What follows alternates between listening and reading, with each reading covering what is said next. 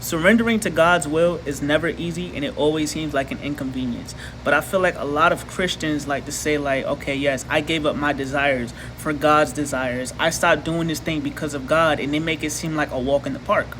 And that may be the case for some. It may be easy for some, but for others, it's a struggle.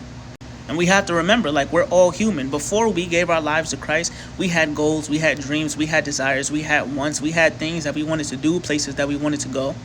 So when God tells you to give that thing up and surrender to his will, we're like, you sure, God? Like, is this what you want from me? And trust me, I know it all too well. Like, it's never going to make sense. It's never going to make sense why God is telling you to give up that 6-figure job.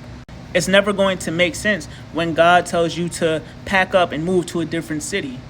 It's never going to make sense when you had all of this money and now you fell on hard times to where you're living paycheck to paycheck. But a few things that I've learned in this walk is 1, God knows what's best. 2, God has a plan for you. And 3, his ways are higher than our ways. Just go and read the book of Job. Go and read about Abraham, Jacob, Joseph, Noah, Jonah.